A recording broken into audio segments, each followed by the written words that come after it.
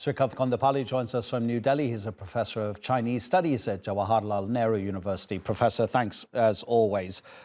What do you make of the credibility of the Chinese position that this was a weather balloon?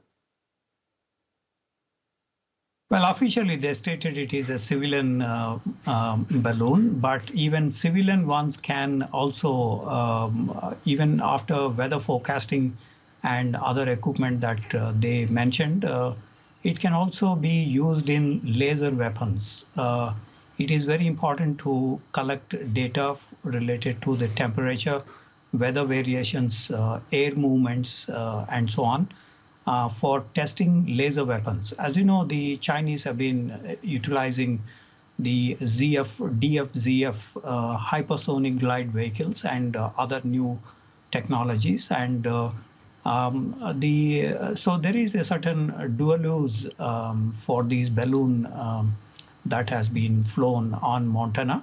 And Montana is important because it has minute man-3 ICBMs, intercontinental ballistic missiles.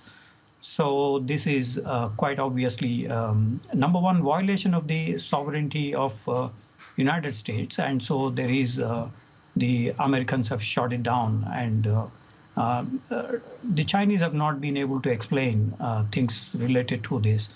And obviously that has been shot down.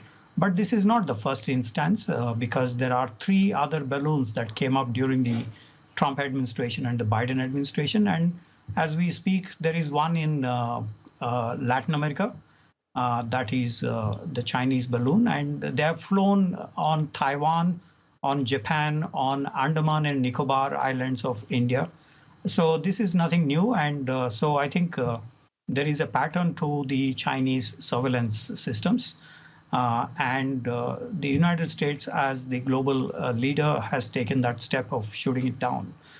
They probably will have more material in terms of the equipment, payload, and so on. And so this is also this reflects to a crisis in the bilateral relations because of the decoupling process initiated during the Trump administration. And that indicates, despite the Biden-Xi Jinping meeting in the Bali summit of the G20, we have seen that Blinken visit has been postponed. Possibly a reflection of this incident. But to trace these crises, in 1993, there was an Inha incident where a Chinese vessel was suspected of carrying WMD, weapons of mass destruction, to the Middle Eastern countries. And CIA estimated it has some ballistic missile parts or chemical weapons. And finally, they opened up the vessel, couldn't find anything on that ship. Second, there was the EP-3 incident in Hainan Island, where the surveillance planes of the Americans have been veering around the 12 nautical miles at that point of time. Okay, Professor, if you don't mind, we are going to run out of time. I just want to ask you for an assessment of what some other analysts have been saying. I mean, you mentioned Blinken cancelling his upcoming trip to Beijing. Could this be a case of possibly 2 parts of the Chinese government infrastructure, military establishment versus political establishment not talking to each other? Because why would the Chinese take this risk just as Antony Blinken is about to go to Beijing? Well, the Chinese have clarified that the Blinken visit has not been officially mentioned, number one. Number two, in the case of China, there is the integration between political and military.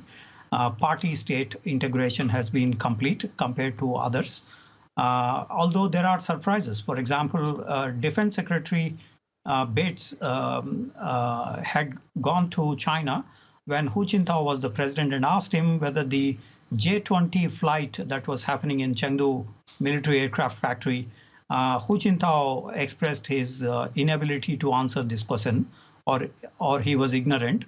So it does indicate that there is some civil-military kind of disjuncture in China, which is unbelievable, but nevertheless, given that circumstances, it is quite possible. But what I was trying to say is the balloon has been going around the world, including Japan, Taiwan, United States, and other places. So this is not off the mark.